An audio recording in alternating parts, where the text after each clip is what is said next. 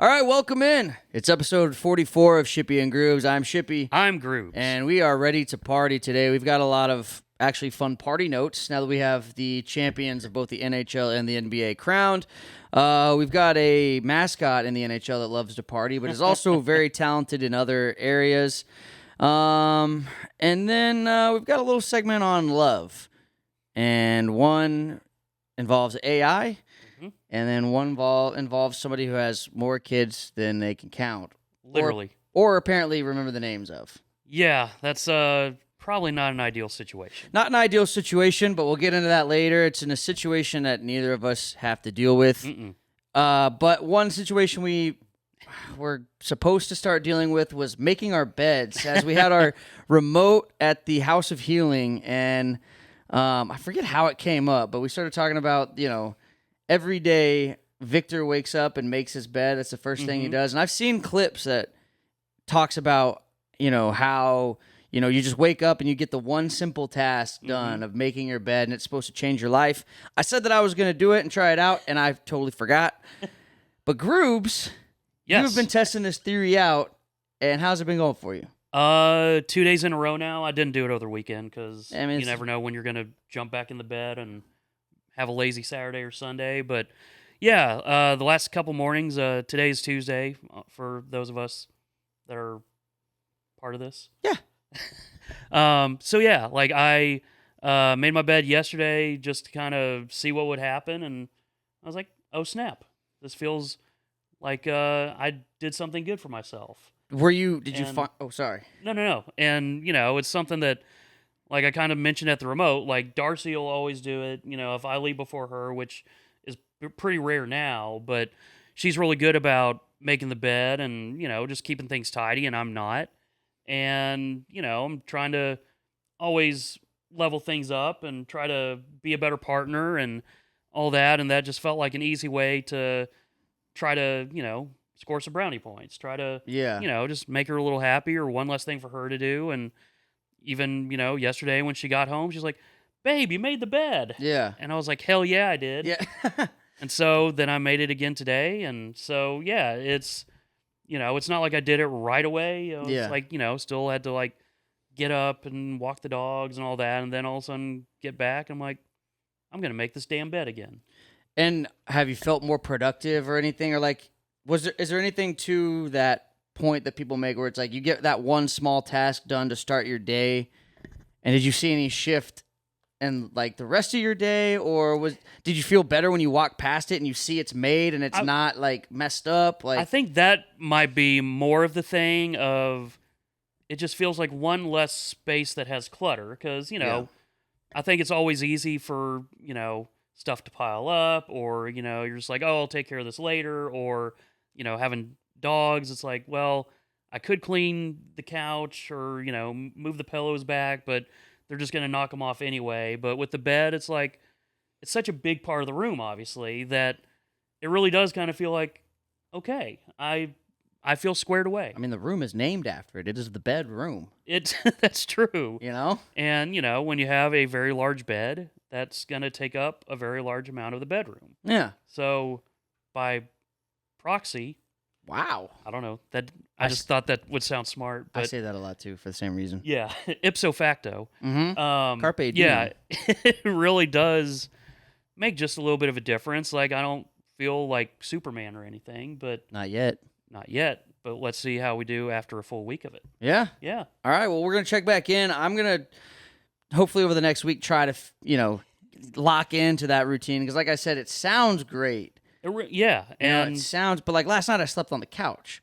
Oh. Because I was so tired. I didn't make the couch when I got up today. Yeah. I mean, I guess I did put the pillows like kind of back, and oh, that's good. the sections of the couch where maybe it kind of started to drift apart back together. But like, I was so tired, like I just ended up falling asleep on the couch all night last night. Okay, you weren't in trouble or anything. No trouble here. Just making sure. No, this was just got home. I went out and supported some friends who had opened a restaurant out in Forney, and so when I got home, I just put on a TV show. I've been watching Animal Kingdom on Netflix. Okay. And next thing I know, I woke up this morning.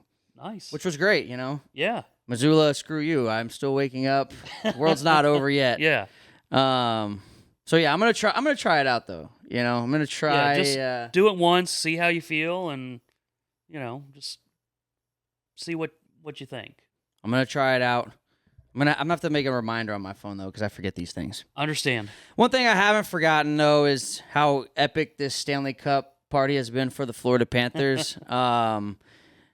Basically, they have just been on tour in Miami and Fort Lauderdale and all over Florida. They had their parade the other day, and as happy as they are to have won the Stanley Cup, it almost seems like they're happier that they beat the Oilers again in doing so. Yeah, they're definitely, from what I've heard, there was some of the strongest trash talk in history between these two teams in this specific finals.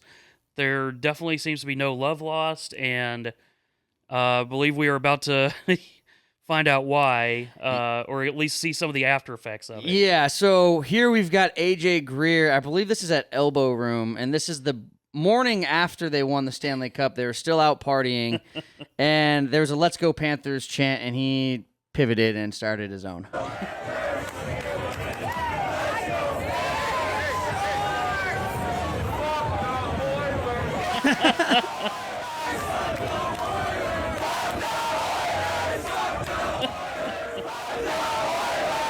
So there's some joy in there. There's a lot of joy in there, and it goes on for another 10, 15 seconds. Man. There's a video of Kachuk at, I believe they were at 11 that night, and they handed him the phone, and he said, McDavid who? And then they started an F McDavid chant. It's as happy as they are to have won the Stanley Cup. It's almost like they take the Oilers, and this is the year that they beat the Panthers with McDavid and Draisaitl. It's like they took that personally. Yeah. And, if you looked at the series, too, there were some cheap shots taken by the Oilers that things got out of hand in the one blowout win that the Panthers had. It looked like they were trying to play Panthers hockey better than the Panthers, which didn't work out very well. But you could definitely tell that these two teams hate each other. Yes. And they're showing that in the celebration. You've also got Brad Marchand, who went on an epic Instagram spree where he tagged all the teams who let go of whoever the players were. The Flames had both Kachuk and Sam Bennett, and the Panthers were able to obviously trade for Kachuk, and then I believe they signed Sam Bennett in free agency. He just thanked all the former teams of all these players, basically saying, thank you for giving up on them so they could join our team and help us win another cup. That is a great bit. And then other players started thanking the Bruins for Brad Marchand, who traded Marchand to the Panthers at the trade deadline this year.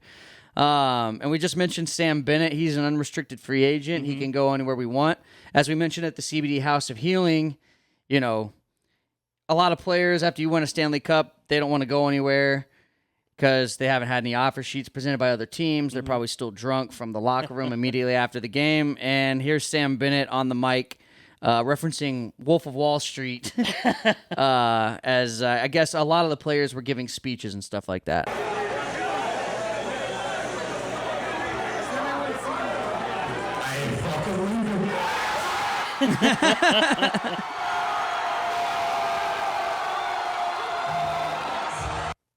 And obviously I think there's some alcohol involved there, but probably. I've seen reports that it's very likely that he comes back, but I feel like it's going to be tough for the Panthers to monetarily bring him back. If he wants his fair as the Conn Smythe winner, if he wants his, market value, he's going to have to take a pay cut probably if he wants to stay and go for the three-peat. Yeah, and so you never totally know, and what's funny is there's always possibility that one of the Panthers winds up on the Oilers or something like that, or, a trade happens or, something like that in the next, in this offseason or during this next season, and, you don't totally know. You always hope that, you just run it back with everybody, but it's just not realistic either because of salary cap or... Look, some team makes an offer that's just not expected, and you're like, well, I kind of could use that money, or it's just too much of a gap to justify, because you also do kind of have to worry about the Players Association too, where, a player might want to stay with the team, but if that team isn't willing to go over a certain number, it's like, well, I got to take this other offer. Otherwise, I'm screwing all the guys that are coming behind me. Yeah. So to speak. Right. And, you mentioned that. I feel like the Panthers, though, have a great chance at bringing back a lot of these guys. Brad Marchand is another unrestricted free agent. I believe Nate Schmidt is as well. Like a bunch of key players are unrestricted free agents. I mean, none being more important than Sam Bennett, but they've got the right coach if they want to bring some of these guys back, because this is at the end of the game 6, and Paul Maurice decides who he wants out on the ice for the final shift. The buzzer sounds. You get to be the first players to rip your helmets off, throw your gloves, all that sort of stuff, and this is who he decides to put out there for that. I'm going to get you out there. I want you 3 guys on the ice for the last shift. So you throw your off and we win this, because we're down 2-0 against Toronto, and you just got us here. You get the last shift. Barkov! Nose has the last shift! So that was the 4th line of the Panthers, and as you mentioned, they were down 2-0 in the series against Toronto, and that 4th line really took things over and tilted the series back in their favor. So him realizing that and remembering that, and then just thinking of, I guess he had plenty of time to think about it, because Game 6 turned out to be a blowout at the end. But just for him to do that and then, say, hey, forget everybody else. These guys got us through the Toronto series. We're not here if they don't turn that series around. Just a really cool moment for the 4th line, who's typically, the small, like the lowest line. Of course, yeah. For them to get that moment, for him to want them to, experience that was really cool. No, that's what makes players run through a wall for a coach. Yeah. And so, a guy that he just mentioned, Alexander Barkov, he's been on a bit of a tear. I don't remember Barkov really making the headlines last year during the, party and the celebration as much as he has this year. But this is him at 5 a.m. going to his neighbor's house with the Stanley Cup, telling him to wake up and come check it out. So here they are walking up.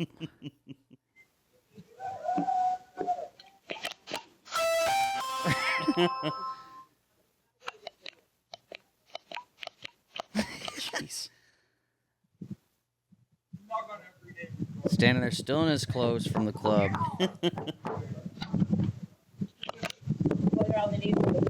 I guess, can you only ring it so many times? Oh, no.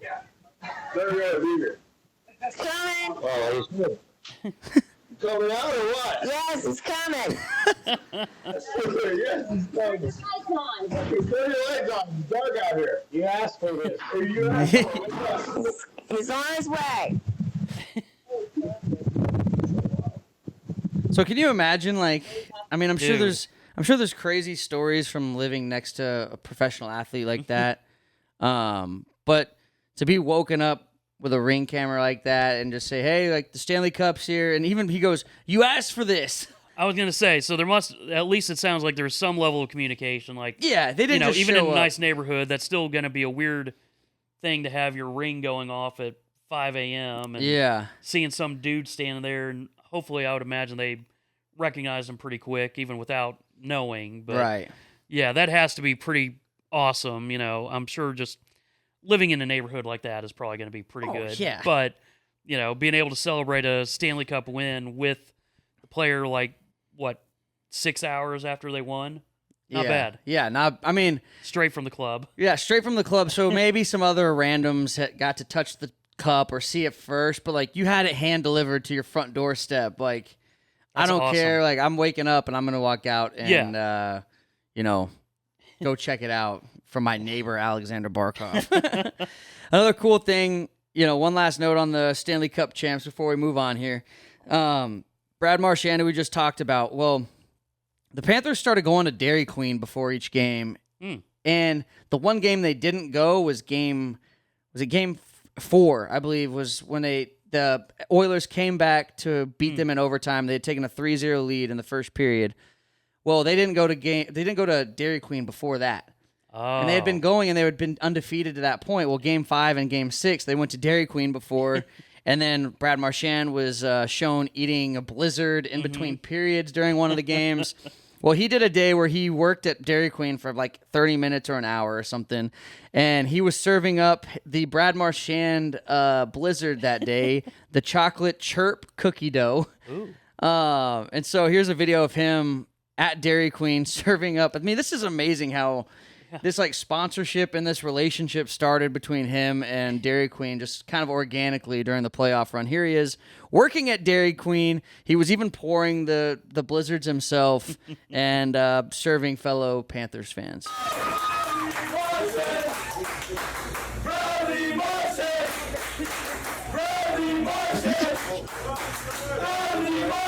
See, he turns it upside down. Got to. So you know it works. Like, I don't know. I just love when when Corey Seager, I think after the Rangers World Series, was working at Canes. Mm-hmm. Mark Cuban, when he said that a referee couldn't run a Dairy Queen or something like that. Oh yeah. And he wound up working at a Dairy Queen for a day. Like, Dairy Queen seems to be up for bits, even if they're 25 years apart. And I mean, what's crazy too is like Dairy Queen is still around. Like, yeah. I mean, I've been craving a Blizzard for like months now. Really? Yeah. I think there's one near us. All right. Saying. Well, I know I'm going after the show. If we choose to. Yeah. Because we're not sponsored by them right now. Not right now. But who knows if we go? Yeah. You're not going to know. You're not going to know. Maybe Until you give us money. Maybe I'll go get a blank flurry instead. Yeah. I blanked it because they also do not sponsor us. Right. And I don't want to give away where it could be from. Yeah. Somebody who's not going to have to work at a Dairy Queen anytime soon is Gritty, because apparently he's super talented. Good Lord, yeah. I really don't even know how to set this up other than he can throw an axe ridiculously far. I don't know. So he's juggling. Okay, 0 got feet. it from 0 feet. That's good. 15.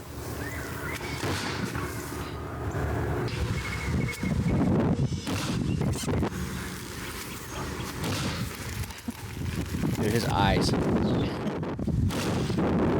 Dang. I'm telling you, like, Does he squeak? yeah, he's got the little squeakers in his hands. Dude. So, yeah, I just saw that as I was scrolling the IG, and I have no idea how many takes it took or Right. whatever, but like that looks legit. Like he's yeeting that. I mean, he is, and there were probably multiple takes and stuff, but still, like, the one from like 95 feet or 130 125 feet. Like, feet. That's like a catcher throwing down to second base. And did you see the way it like curved through the air Yeah. too, and then just landed? Like, Dude, I don't care how many times you have to try, like, make an effort to do that. That's impressive. yeah, it's like the Dude Perfect stuff. Like, wait, they didn't do that in one shot? Yeah. Like, yeah, probably not. Like, And that's what I was gonna say. Is I feel like now we need a collab, but either between Gritty and Dude Perfect or Vic we need Vic. as a response to Gritty throwing axes. I know Vic can do something like might this. have to check in with Vic. I'll have to check in with myself. Yeah, yeah. I just try to have never seen you guys in the same place. I don't know what you're talking about. Moving on now to the NBA champs. So the Florida Panthers know how to party. The OKC Thunder apparently don't know how to party at all. They left a ton of champagne and beer untouched after winning the NBA championship. I mean, there's just bottles and bottles of both beer and champagne left for, I guess, the media to enjoy afterwards. Man, they probably would. I know Yeah. some media people. Yeah, me too. I know Dale Hansen. Right? I don't know if Tim McMahon drinks like that or not, but I don't know. We'll just say not just to protect ourselves. Yeah, to protect ourselves. Otherwise, yeah, he'll start reporting on our lives, and yeah, we don't need that. he'll take a shot at how nerds listen to Shippy and Grubes and watch hockey at the same time. And in addition to that, they couldn't figure out how to pop the champagne in the locker room afterwards. Watch his maturation, and they're talking to his trainer about he still have a room to go because it's the 3-ball now. Look at him, like, how does this? To be fair, it is kind of confusing. Oh, it is. Like, You got to take off the little wire yeah, it's a whole thingy. thing, and You got to shake it use, a little like, bit, and knife you got or to whatever. Yeah. Try to like, and you got to barely pop it. yeah. People average There we go. 100-something points. So We're saying you can score. Yeah, I think I saw that like Alex Caruso was the one that had to show everybody, and That makes sense. even then, yeah, like I don't know if it's that they're such a young team or, we were kind of talking about this before the show, like with not killing all the beer and champagne, like, they just didn't see a need to celebrate in that way. Yeah. Because they're so young, because they've expected to be good for a while, that if felt like, they finally kind of just got there. It's like, okay, like, Are they old enough to drink? there is that. Like, did they have to get out their fake IDs or whatever to like, am I allowed to get into, like, Maybe. walk into the locker room? Like, is this okay? Yeah. Like, But then, like, I've also heard that, that generation, as weird as it is to talk about Gen younger Z. generations and stuff, just don't really drink anymore. yeah. They might do other stuff. Right. But, they don't really drink so much, and maybe that's kind of going to start showing more often, especially as teams get younger potentially and all that, yeah, maybe they just all want to vape or something. Yeah. Something like that. I think it's just, for me, I know too, in like hockey terms, like I know what used to be hockey culture in terms of going crazy and partying and all that sort of stuff, like even the night before a game or after a game, it's shifted a lot with these younger players that have come in. Like they're all about, their health regimen, eating clean, Yeah, taking care of themselves. playing and, Fortnite and Call of Duty instead Yeah. of going to the club, like, which is fine. Like that's good. Like if you're I know, people running teams are loving hearing that. right, like if your livelihood is based on your body, kind of like us. then, Yeah. You take care of yourself. Yeah, you sure do. Check all your macro and micronutrients and all that, and all the stuff that kale. we do. Yes, so much kale. Yeah, eat kale. What does kale taste like? It's like worse spinach. That's kind of what I thought. It's not What does good. spinach taste like? It's a superfood. I actually like spinach. Oh, really? But kale has this weirder like texture to it. Like can't even really explain it. But I thought it was gonna be like spinach. I thought I was gonna like it. It's like people who drink LaCroix. I feel like if you like kale, you're just doing it. You're just convinced yourself that you like it. Yeah, I've never. Speaking of LaCroix, I did see a meme where they said the next round of flavors was going to be like one Skittle dissolved in a gallon of water and Yes. stuff like that. Like hint of a taste of lemon, and like it's just carbonated meh. Yeah, I don't understand it. I've ever since it was brought into this world, however it was invented, I said it's tasted like TV static. That to me is how it tastes, and I just can't. I've tried to like it. I've tried to. I guess like there's other variables of it, but to me, I'm not Gen Z, so anything that tastes like that, I feel like there's supposed to be vodka or tequila or something in it. A mixer, yeah. There should like exactly. It's a Yeah. mixer. It's supposed to have something else in it, and it doesn't. And I don't like it. But Unless LaCroix, if you would like to give us some money, we know a salesperson that you can talk to. Mhm. And you know what? I would love it then. Oh yeah, I would drink it every day. you can buy our taste. Yeah, you sure can. You sure can. SGA, I guess. I don't know what's going on here because it's the morning after they had won the championship. He was on Good Morning America, which is a show that's on so early. I remember Dude. it would be on when I would leave for school, and I would just see it out of the corner of my eye while I was still waking up on my way out of the door. I would see it. So it's on like at 7 or 8 in the morning, I think. At least, maybe even 6. Like So- stupid early. So this is on them also for like booking the MVP of the finals to hop on your show. But either he didn't sleep a whole lot or he was still awake from the party the night before. But something was going on here with SGA. Jay Gilgis Alexander. Give it up all for SGA. Give it up for joining us this morning. Oh my God. How does NBA champion that have a good ring to you, SGA? Yeah, it's everything I imagined it to be. The opportunity has been amazing, and I'm happy and I'm blessed to be a part of it. Okay, have you been to sleep, Shay? Have you been? Because you was a little sleepy. Did you get any rest since last night? I got some rest, not as much as I'd like, but hey, you only live once. That's right, and you are living your best life right now. Man, So there's a few different things there. It could have been the lack of sleep from partying. Maybe they went out. I mean, we were talking about this with Yvonne before the show. I don't really know where you would go out in OKC. There's probably fewer options than most other NBA cities. But I mean, they would know where to go. Like, There's places. There's places like if they wanted to go celebrate that way. But like you said, maybe they have other ways that they celebrate. Maybe he was just tired. He also said that he barely slept because his kid was screaming in the crib. So it could have just been when he did get home, the baby didn't want to go to sleep either. He knew, he's like, I got to be up at like 5 a.m. to be on this damn TV show on Good Morning America that nobody wakes up for. Just being a good daddy. It could have been, and that's a very real possibility that he was just, maybe they went out for a little bit or didn't drink the day after. I don't know. Like, you can't just go home after you won the NBA title. You had to do something. Even as low key as they all seem to be, you're not just going to go right to sleep. Right. You can't. It would be physically impossible. Yeah. To just go home and like, all right, well, that was cool. I won the NBA championship. Good night. Right. Like even after working a regular season game, I know you don't just go right to sleep after DJing a game. Like, no. And it's similar intensity, but you can't just do that. Yeah. So we'll see. If anything else comes out about the party. The parade's happening today while we record, actually. So maybe we'll have some stuff next week, or maybe some other details about the party will come out and things like that. But congratulations to the Thunder on winning that.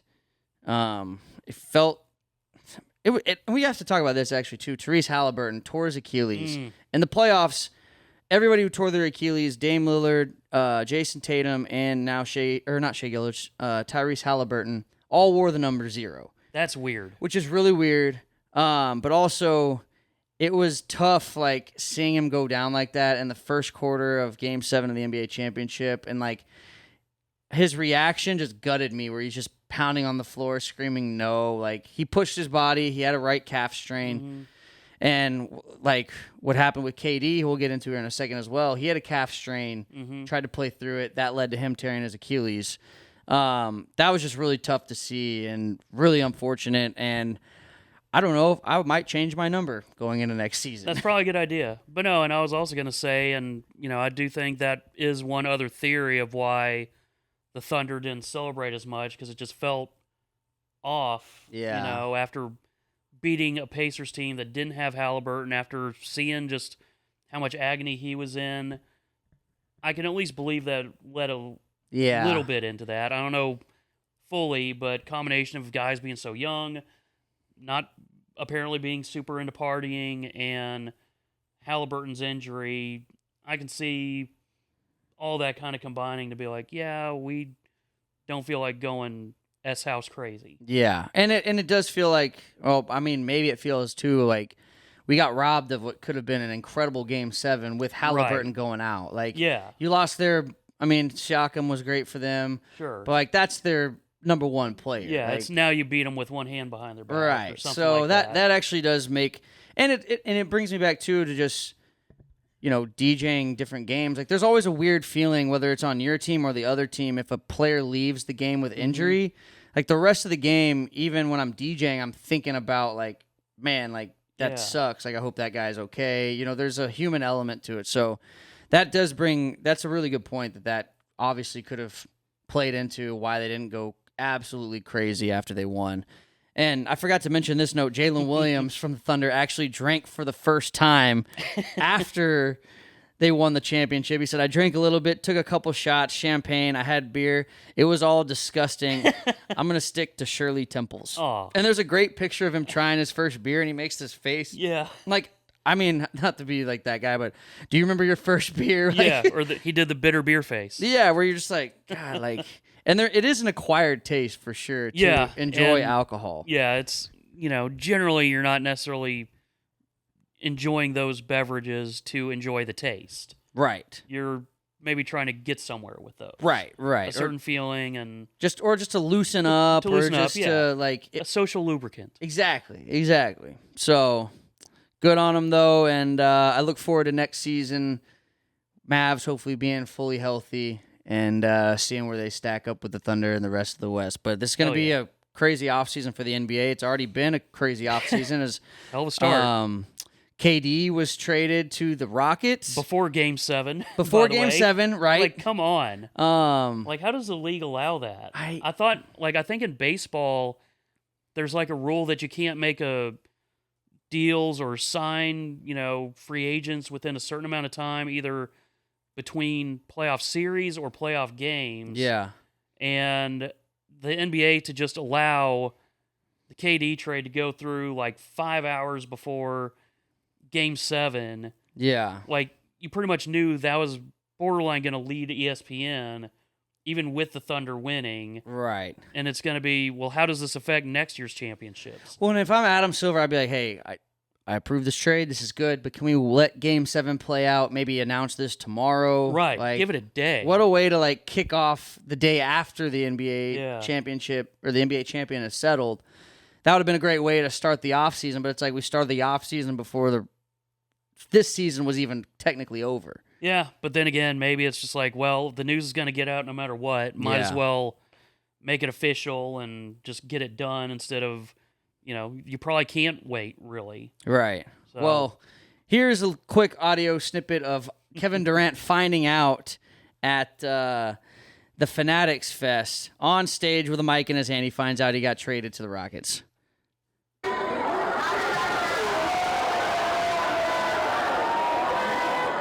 Obviously a little awkward. Yeah. We'll see what happens, but I am excited. Great young core, great coach. I think he could be a great fit there. A lot going on right now. As you could probably expect, he's a little speechless at the time. Yeah. Part of me wonders, too, is if he saw the return and he was like, wait, I was looking forward to playing with Jalen Green. Right. Like, Jalen Green... Yeah, that's partly why I wanted to go there. Like, and it seems like those would be two players that would complement each other very yeah. well. And, like, they'll still be a really good team next year. With Sengun, they got Amon Thompson. Mm-hmm. Dylan Brooks was also part of that trade, which... God, now that they've got, it makes me hate the Suns even more that they have Dylan Brooks and they'll have Devin Booker. Oh God, I didn't think about that. That just crossed Yeah. my mind right now, actually. So they're going to be pretty unbearable next season. But I felt like Dylan Brooks was kind of their identity as a team. Like, yeah, they were young, but they were scrappy. They weren't afraid to get in anybody's face. They wouldn't back down. They would start some stuff if they were playing a little slow. Like they weren't. They would be in your face. So I'll be interested to see how.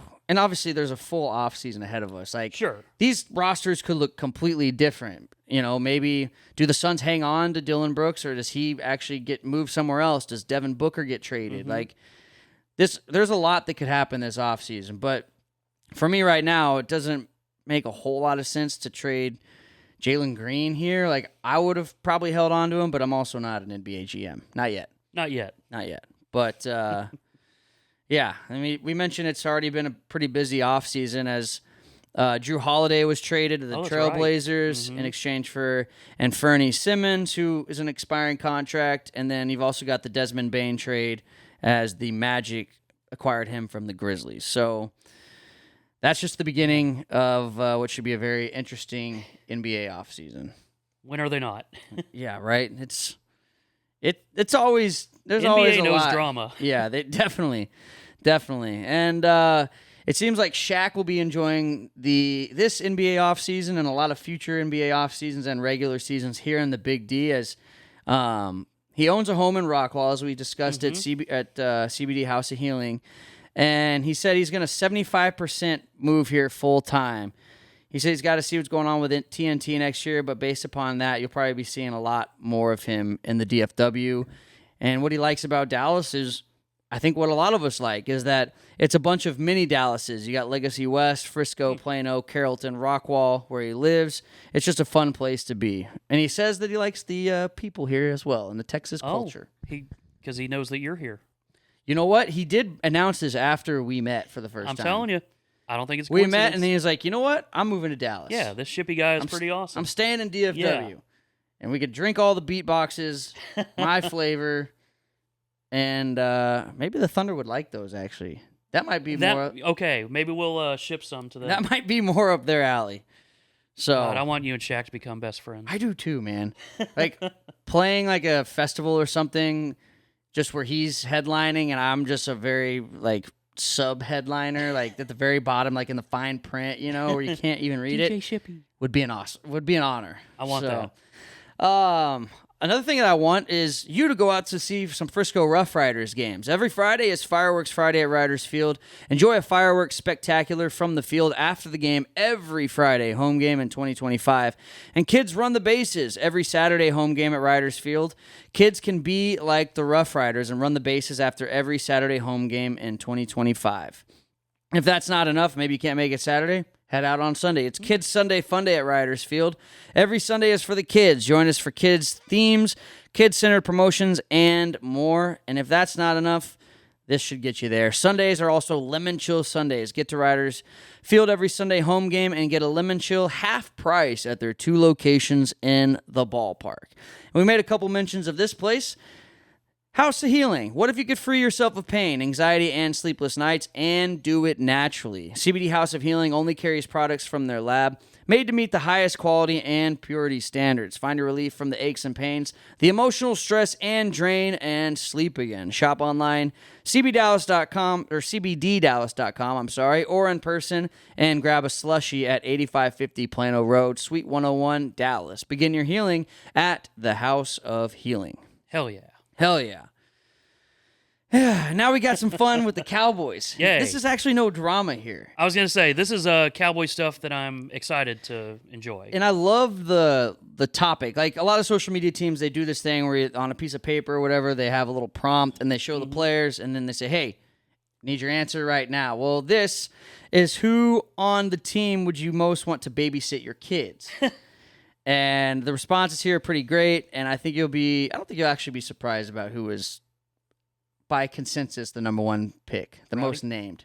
Rowdy? About to find out. Babysit your kids. Dak Prescott. I gotta go Buddy Johnson. Any one of the specialists. You can argue linemen, but then they might sit on them. Probably Brian Anger. The players get their wives. Let's go Trent then. Hunter Lefty. Brandon. No offense, Brian. Dak. Dante Fowler. Trent Sig. Sorry, Brandon.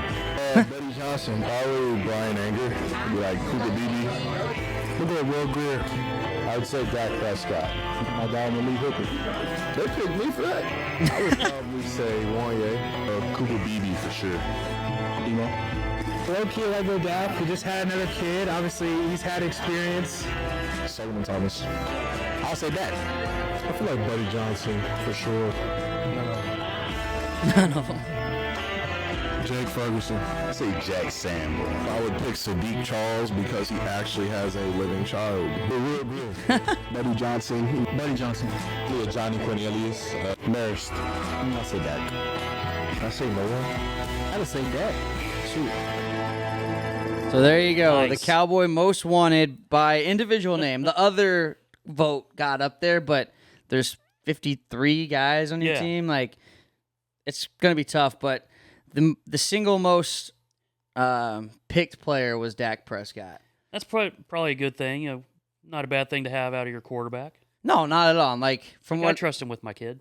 Yeah, me too. Yeah. I would trust him with my dog. If I was going out of town and he wanted to pet sit blackjack, I would say, you know what, you can go over to Uncle Dak's house. Yeah. Dak Blackjack. Yeah.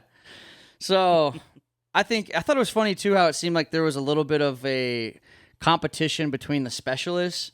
Like there was some like apologies to Brian Anger when they picked Brandon Aubrey. Right, I think somebody apologized to Brandon Aubrey for picking Brian Anger. So I thought that was pretty funny as well. I think if I had a kid, I think I would let I like the Jake Ferguson pick. Oh. You know? Okay. It seems like, I know he doesn't have any kids. I don't think he has any kids, but he seems pretty trustworthy to me. I don't really know him very well, but I'll go with that. All right. Yeah. Jake Ferguson. Okay, Jake, you come over here too. Yeah. And you can take care of Ponyo, Mr. Giu, Yes. Blackjack, and Biscuit. And the 3 cats that we have here. Oh yeah, I always forget you have 3 cats. Say, haven't seen Latte run out of here yet. Not but yet. I feel like we're right around halftime, so It'll it's gonna happen. It'll happen at some point. If you see our eyes dart somewhere Yeah. else, just know we're watching a cat that just surprised us. Here we've got Shohei Ohtani breaking hearts. And yeah, I'm just gonna play the clip for you guys. Ohtani launches left center field. This ball is at the wall. Did that go off of a fan? Yeah, It's it in did. play, and Rushing is racing around from first to score.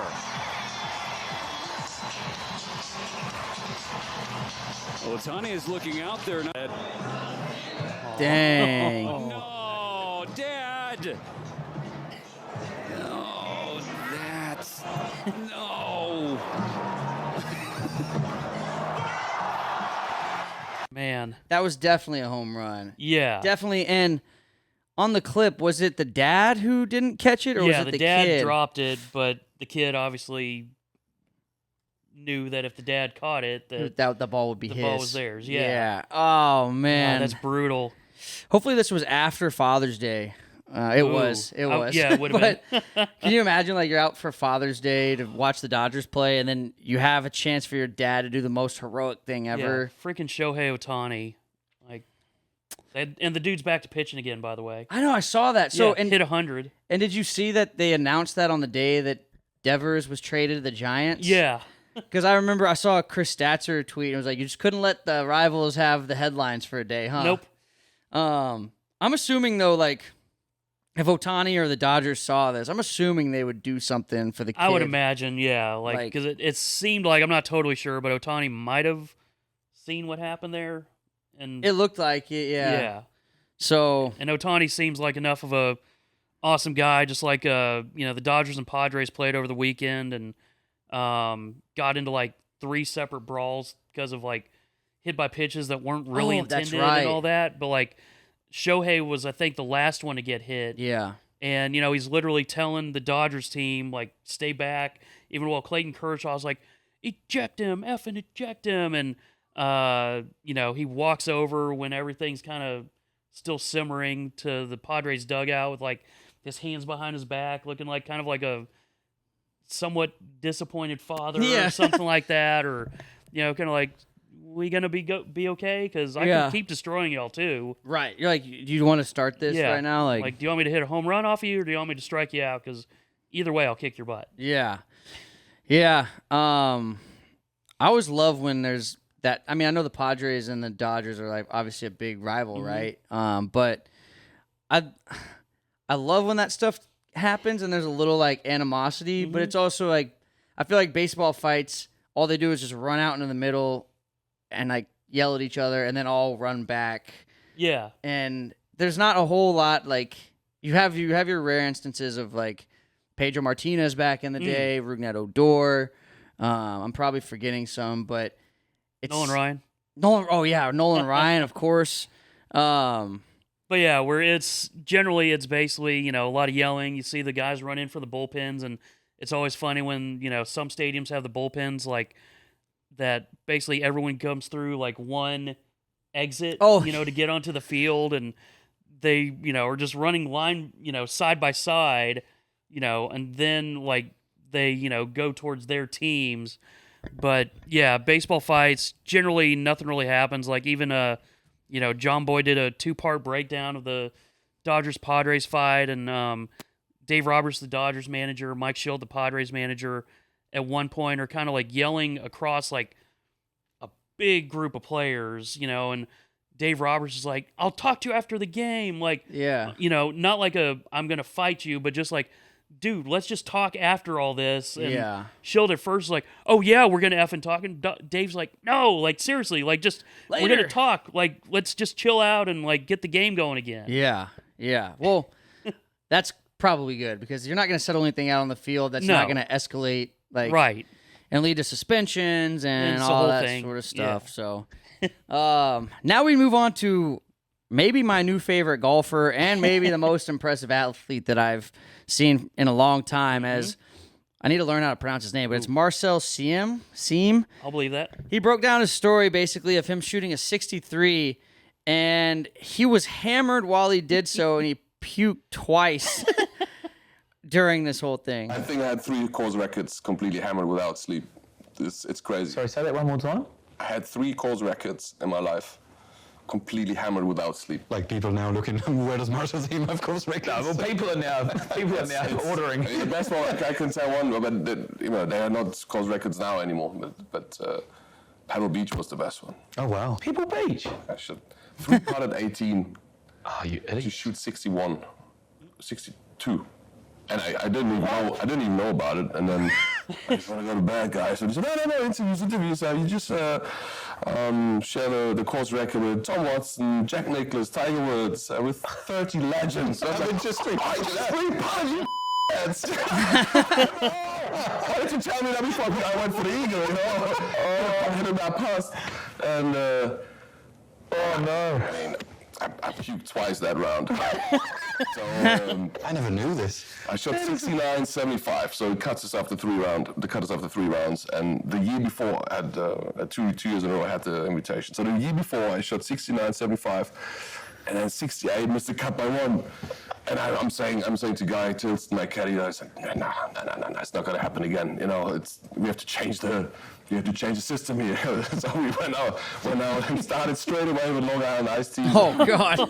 Pints or whatever.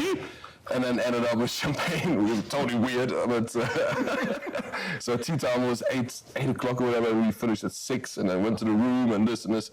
It was horrendous. Seriously, I was so drunk. Plus Pebble Beach is like 6-hour rounds. Yeah, Which doesn't help. yeah. either. I played with Kelly Slater, so that helped. It was pretty cool. That was pretty cool. yeah. But he didn't know. I told him after the round, I mean, you must have smelled it. That's what I was gonna say. Is like you think nobody knows, but I guarantee you smelled like you reeked of alcohol. If you went that hard all night long I'm and gonna say didn't starting sleep, with Long Island iced teas. Long Island iced teas and then some pints and then he said some champagne. Ooh. Like first of all, that's incredible that he did that. It's hilarious that he didn't know either. Like, Right. He's just playing, like, just trying to get through. Like, all right, okay, Yeah. birdie. Was it a birdie? All right, whatever. Yeah. He's got somebody else like marking a score for him. He's just trying to get through the round. Yeah. And then they're trying to stop him for interviews. He's like, nah, I just want to go to bed, man. Yeah. So that's Holy crap. That's one of the more impressive golf stories that I think I've ever heard. Absolutely. And now we've got some love stories. Aw, And we always love stories. we do. But here we have a man who proposed to his AI chatbot girlfriend and wept uncontrollably when she said yes. Man. First of all, like, it's already weird enough, like, you know, people have been talking about, like, robot dolls and stuff, like, Yeah. being made, like, but to basically, like, propose to your chat GPT, like, first of all, does he pay for chat GPT? Is this a Oh. paid wife? Oh. It So might maybe be. It's not love. I It's transactional. I don't think it's love. Damn it. Because, you know, if you don't pay for it, after, like, a certain amount of messages, they stop talking to you. Oh. They say you Sometimes have, that's like, true for others. you have, like, For real life. they have, so this story is so insane because basically he used ChatGPT to build the model that he programmed to flirt with him, despite that he lived with his partner and their 2-year-old. Oh, God. So he's got a partner and a 2-year-old, but he's also now engaged to his AI girlfriend. I don't think that's illegal. Is there even a law about it? That's probably not in the Bible. Well, probably not in the Bible, but isn't like the Constitution or what? I don't think Thomas Jefferson, George Washington thought of that. Have you read the Constitution? No. I haven't recently, so we're gonna have to go back. It might have changed. Maybe there's an amendment. Yeah, there needs to be. ChatGPT does have a 100,000 word limit, and so basically, once his AI girlfriend hits her memory capacity, ChatGPT resets. Oh, no. So I guess it's kind of like 50 first dates where you get 100,000 first words, and then after that, your girlfriend forgets about you, and you have to restart your relationship. Man, Which may be for the best. maybe. You know? What if real relationships were like that? I feel like people would get to that 100,000 limit, and then they would just do whatever they wanted, and then be like, "What are you talking about? Like, Yeah. what's your favorite color again?" Right. Like, don't forget that I don't know, left town on you and didn't tell you where I was for Yeah. a We day. had our limit. Yeah, we were at our limit, or now we hit the limit, and Yeah. now you don't remember any of that. Speaking of not remembering anything, Nick Cannon struggles to remember his kid's name, That's not good. and he has 12 kids. Oof. I don't plan on having 12 kids, but if I did, I feel like I would be able to remember their names. Yeah. Right? I think your plan with fatherhood is maybe different than how his has turned out. Yeah, and that's because 'Cause I think you kind of plan on having kids with one person. Yep. And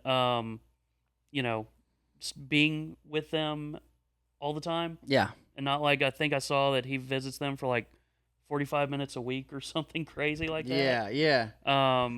So yeah, I think the relationship would be a little different, but regardless, 12 kids that you don't know all of them. I feel like that was like a Simpsons joke or something back in the day. I think it Maybe like Cletus or something. I think it was. And he mentions here that he has a king complex, and he compares himself to King Solomon, who had 700 wives and 300 concubines. How do you even keep track of that? Nick Cannon, I don't know. I don't know. Nick Cannon said, "I don't want no wives. I just want kids." Doesn't even sound like he really wants the kids. No, he just wants the numbers. he just wants the numbers of like this is now he's got this huge family tree. I guess I don't. That's a big ass tree. That is yeah. It's a sequoia. That's. I was trying to think of big trees, and I Pretty sure that's one. was thinking of like an Or oak. a Toyota. Is there an oak? Unless Toyota wants to pay us. Toyota. Toyota, we're looking at you. But yeah, he said. So basically, he talks about their children's personalities, and when Bobby Altoff, is that how you say it? Oh yeah. The she's real like straight-faced girl. Yeah. Just it's very dry kind of humor. monotone. Yeah. Yeah, and she asked him to list off all of his kids' names, and he said, "You want all 12? This is where I usually get in trouble. I know all of them, but can you rattle off just 12 of anything?" Oh God. So, and then he when he did it, he got 1, 2, 3, 4, 5, 6, 7, 8, 9, 10 in, and then he couldn't remember the last two. Oh Nick. So, yeah. Yeah, I don't recommend trying to be like King Solomon. Yeah, Maybe be like Solomon Thomas and be someone that can just babysit kids. I love that. There you go. I love that. So let me butt in on this real quick. Please. Yeah. Because from a guy that has a house full of kids, Yes. I have 5 kids under my roof. Okay. There does come a time whenever you're like, hey, you, pick up your socks, whatever your name is. And then you, whatever your name is also, you get your shoes in. Yeah. Because you have work, you have, so much going on. One kid wants this, the other kid wants that. You're thinking about work emails that are coming in, that your mind is just everywhere, that you get to a point where you're looking at the kid dead in the face and you're just like, I have no idea what your name is. Yeah. But you know what your name is, and you know what I want you to do. Yeah, So yeah. get it done. Yeah. I can kind of see that, to be fair. Or even for Darcy, she's got me, Grubes, and she's got her son, Granger. Mm-hmm. It's a little unfair that the two people that she lives with both have a G, R, and then Val Yeah. names. But it's like even all kind of mix up, Ponyo and Giyu every now and then or Yeah. something like that. So I get it. But, But like, it's also like, I don't know, Yvonne, I'd like to think that if you were asked, you could name your 5 kids without having to look around too much. Yeah, or- I could definitely Okay. name them. Now, here's the thing, though. They all have a first name, 2 middle names, and a last name. Oh, oh, So, man. Whose idea was that? Mom, 100%. fair enough. So, if you were to ask me, hey, name all of the names, I'm gonna need a little bit of a. Okay, yeah. But I can name. It's easier to name nicknames than their full names. Yeah, that's You know, fair. Yeah. But yeah, I you can know rattle them. off, Yeah. like that. But whenever it's on the spot, oh, and don't get me started with birthdays. I can do the month and the, I can do the month and the day. The year. Don't ask me about the year. I Yeah. cannot do the year. I get in trouble. Yeah. And I tried helping myself out by getting them all iPads and then setting their passwords to be their years. Yeah. I ended up just, what's your password? What's your password? Yeah. And then we'll go. I'll take one to the doctor. Mom isn't there. Yeah. Like, hey, what's the kid's birthday? Oh, for a month and the date. What year were you born in? Yeah. So That's fair enough. Okay. I mean, it gets hard, but Yeah. yeah. But also, you love all your kids and you know all of them. Yeah. Yeah, that's Most of the time. At times, yeah. Well, we'll have to report back at some other time where maybe we have kids and see how many we have Yeah, and if and we then- can remember the names. I get my dog and my cat's name mixed up sometimes because they both start with the letter B. Oh, And so I'll call yeah. it Biscuit Blackjack or Blackjack Biscuit sometimes, but I don't have 12 animals because I don't have a king animal complex, you know? So we'll have to report back. I don't think we're ever gonna end up in that or the Tyreek Hill or the Antonio Cromartie Yeah, probably not. situations. But hey, You never know. you never know. Life is a rich banquet. It sure is. And speaking of you never know, you could also be driving in Missouri and all of a sudden get hit with pavement as a heat wave caused the pavement to crack and split open as the driver approached. Made just like a little mini ramp. Yeah. He's just driving and then, oh, here you go. Yeah. And you're airborne. Sick ass stunt. Yeah. And fortunately, whoever was here, I don't know how they Oh, I guess it's it's in Cape Girardeau. I actually know where that is. My friend's from there. You might have driven on that road. I don't think. Yeah, I don't think so. I Oh, just never knew mind. of Cape Girardeau. Okay. Missouri is actually kind of a big place with like all these tiny towns all over the place, you know. And this one was like south of. I think that's like south of St. Louis. But I'll trust you. that's good. I appreciate that. I'm also wondering, like, how did the country, like, or the cameraman get this video? Like, is this like 'Cause everything's being recorded nowadays. These damn kids and their phones. He might have been wearing the Meta glasses. Oh, maybe. You know, and he was just he was just taking a walking tour of the Camp dealership that's Girardeau behind it. Maybe. Yeah. Hondas are good. Hondas You hear are- that, Honda? Yeah. Yeah. Maybe we'll name a tree after you if you pay us. Maybe. Yeah, we'll battle the sequoia. And now I'm going to toss it to Grubes for Shippy's shiplap. We had Shippy's shiplap last week, and now Yes. we've got Shippy's shiplap. Shooplap. Tongue Yes. twister. It's, anyway, yeah. So this is from 2014, but it once again a lot of random things pop up on our Instagrams because of the algorithm, and thankfully our IGs mostly just give us funny stuff. Yeah. And this one is kind of one of my biggest fears from when I was a DJ. Was a big moment in playing the wrong thing. Yeah. And this is a friendly soccer match, I believe, in Malta, which is Europe. Mm-hmm.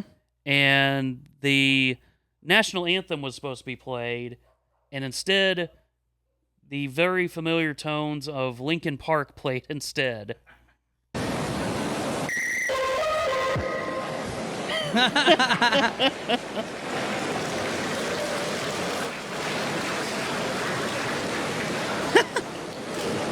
Crap. Cue up. Panic. So, There okay, it so is. yeah, so just I could not imagine just how mortified the DJ, music director, audio person, whatever their title was, felt in that moment, because you can almost feel the panic in that, that was maybe 5 seconds delay between Numb Yeah. and the Yeah. national anthem. And I don't know, and hopefully, for you, it doesn't happen. But that was always my fear, was like, I never felt uncomfortable, I don't think, with like playing stuff in the moment. Yeah. But when I knew that I needed to play something on cue, on point, you know, like I got to work a couple like jersey retirement ceremonies or stuff like that where it's like, you know, it feels like 5 different people on headset communicating with the arena and you and the truck and all that. It's like, And then they bring in people for sparklers or stuff. Yeah, and you know, you're hearing all these different cues, and it's like, okay, you're playing this track, like you've rehearsed, you've made sure that it's loaded in, that it's properly cut and edited and all that, and you still have that fear when you hit the button of, what if I play numb? Yeah, yeah. Fortunately, like, I try not to hotkey anything like that. Like, I physically drag it. But part of me, my fear with that is, and if I'm in this situation, I'll normally ask the audio, whether it's Chris or Jeff or whoever, I'll ask them to bring my fader down. So if I accidentally click it and it fires off immediately, it's not playing over whatever is happening or whatever's going on. Yeah. Like, fortunately for me, like, typically the anthems are performed live at both Stars and Mavs games, so I've never really had to play it myself. Yeah. But I have had to do it for like, you know, the FC Dallas, the minor league team, North Texas SC. Yeah, I play the anthem for them, and I'm always worried that I'll like accidentally hit it too early when I'm queuing it up or something like that. But or like I'll worry about like accidentally hitting, you know, the space bar, which for us generally stops it. Yeah, and stuff like that, where you know you worry like, oh God, what if this happens? And just the whole time you're trying to like keep your hands as far away as possible and all that. But when you have other things too, like the cord to my headset at the AAC, that's hit the space bar on me on accident and stopped the goal song. Oh God. And I was like, they're like, what happened? I was like, dude, my cord just I was like moving over to hit another button and the cord swept across and hit the space bar and made the song just stop. Oh God. So I had to restart it, and they're like, "Is your machine good?" I was like, "Yeah." I was like, "It was just a freak thing." Like, yeah. And then on my other machine, it's a touch screen, so sometimes I'll be worried about, like if the mouse sometimes will act up and it'll just randomly press, or somebody will talk to me, and if they accidentally spit, they'll hit. That happened to me. They'll hit. That happened to me too during a very serious, like, piece during a Stars game. They were talking about somebody being resuscitated and all this. It wasn't Rich Peverly, but it was at like a men's adult league like hockey game, and it was like first responders night. And all of a sudden, we're just watching this very serious piece, and all of a sudden, there was a turkey gobble in the middle of it. And I was like, and they go, Shippy? And I was like, it's a video. I'm sitting here. I'm not doing anything. Right. And they're like, what was that? And I was like, turkey gobble. it was a turkey gobble. I was like, somebody's talking to me. I think he spit on the screen and it fired it off. But yeah, like that literally happened to me. I can't remember the circumstances as well. I think it wound up firing off the South Park. Don't forget to bring a towel. It's always. I think it was thankfully during a less serious moment, but that's still mortifying. Well, and so one thing that happened to me earlier this season too, it just reminded me. I think my cord hit the touchscreen because the Stars got scored on, and we played bingo.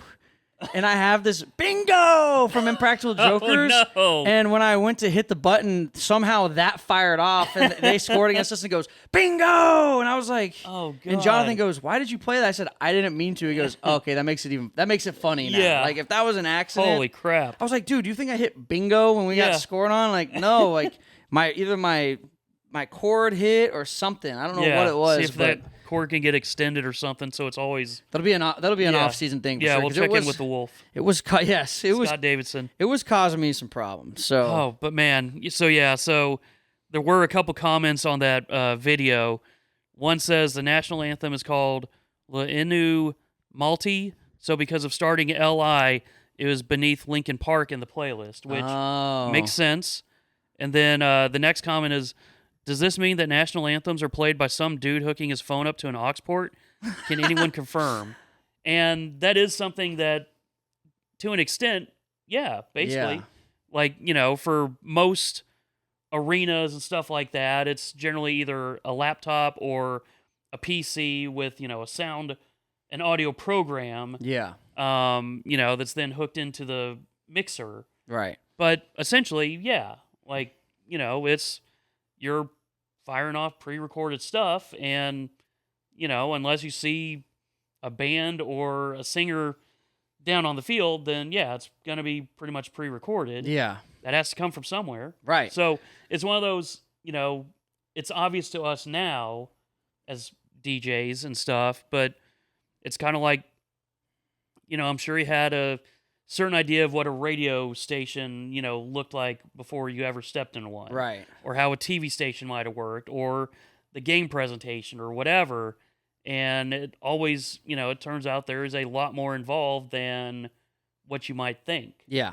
Oh, So- yeah. There's a ton. And the way things work and all that. And like, I never thought about any of that, even after working in radio, of how, the stars might do their music till I started working there. And, it's kind of one of those things that's neat for us to know, but it's not super obvious to those that don't. I mean, a lot of people didn't even know. I didn't even know before you got the job that was a job. Right. You know what I mean? Like I was like, wait, what? Like, I guess I hadn't, like you said, I hadn't thought about it. Like you just show up and you just enjoy the music. You know, Yeah. like it just kind of happens. Right. And yeah, and it's funny because I kind of always knew to an extent, because when I would go to Rangers games, my dad would tell me about Chuck Morgan. And my dad knew enough to know that Chuck did the PA and played the music. yeah, And, you talk about how Chuck was playing, the Imperial Death March whenever Juan Gonzalez came up to bat, or stuff like that, where I was like, okay, so that is something someone does, but I still didn't necessarily think of it as a job. right. It's like, oh, it's some guy that's coming in for fun or something like that, especially someone like Chuck. I didn't think about, oh, well, he's also like executive vice president of like the ballpark. And, Right. game presentation stuff, where it's like, no, it's a full-time job for someone like him. Yeah. Or, it's at least a freelance job for, someone like you that, like, yeah, it's a job. Yeah. I mean, Not a super serious one. No. A super fun one. really fun, But it can be serious too. oh, though. believe me, yeah. Like- Especially if you fire off a turkey gobble. Right. And a very serious video Yeah. where they're talking about saving somebody's life. God, I don't think you told me about that one. Yeah. Honestly, until you I mean, brought I don't blame you for not being like, hey, Grooves, guess what happened last yeah. night? It was just so. I mean, it was quick and it wasn't a huge deal, and like probably not many people noticed, but everybody on headset playing the video and who knew how the show was supposed to go. Yeah, and especially probably the video editor and all that. They're like, Right. I didn't put a turkey gobble, and like for the turkey gobble of all things to play too. I'm like, not sure if that makes it the best choice or the worst. I don't know either. Yeah. It wasn't even a choice. It just happened. Well, you yeah. know? But it was just like, it's like you said, like I didn't bring it up because it was just so quick, and I didn't even thought about it until we were talking about this, Yeah. and it reminded me that yes, that has happened before. But yeah, but hey, stuff happens, and It happens. that also now reminds me of my first event working for the Mavs was their Fan Fest. Yeah. Or maybe it was the first preseason game I worked for them. Either way, it was first thing I did that truly involved like picking music and stuff. And there was the game ball presentation, and it was for like a lady that maybe did something with like, something serious, like hospital related or Mm-hmm. health related, like an accomplished person. Right. And, I think I asked, Jonathan something like, hey, should I play a little something underneath or, like a full song? He's like, no, you can probably play a full song after, Sean Heath finishes announcing her. And I don't know why or if I intended to, or I doubt I intended to, or didn't fully think it through, but I wound up playing Super Freak. And, she's a very kinky girl. And, and I was like, all of a sudden, I'm like, I just died inside. And, like, thankfully, Carla and everybody on headset laughed. But I was like, so this is how I'm starting my Mavs tenure. Yeah. So thankfully, it only got better from there. But Yeah. for the most part. Dude, that's But, funny. Yeah. I still, 10 years later, think about that and just cringe. It's one of Yeah. those, you wake up at night, you're like, ugh, Yeah. why?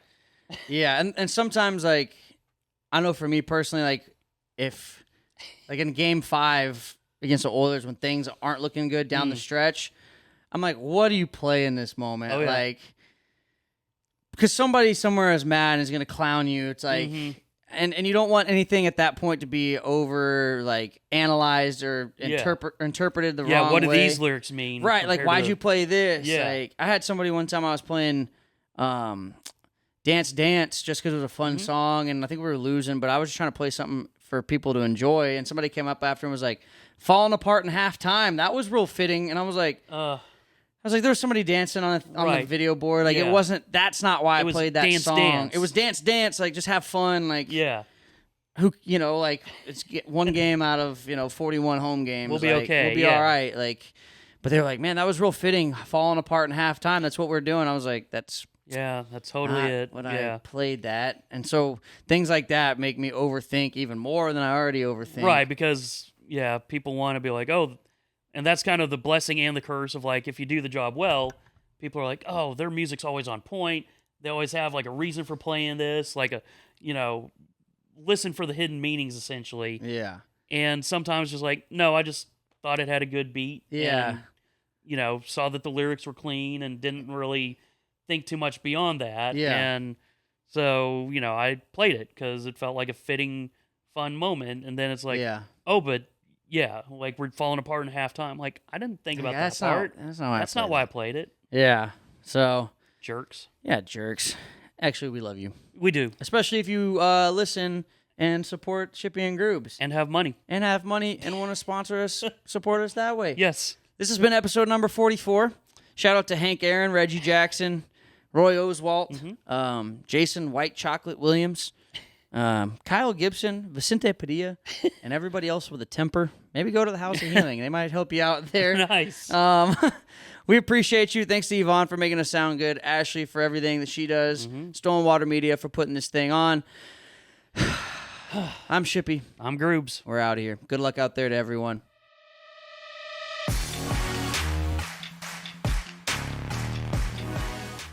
Bye. Bye. Thank you. You're welcome. I was talking to them. Oh, I'm sorry. Well, actually, thank you also. Oh, you're welcome. Thank you. You're welcome. Bye. This is a Stolen Water Media production.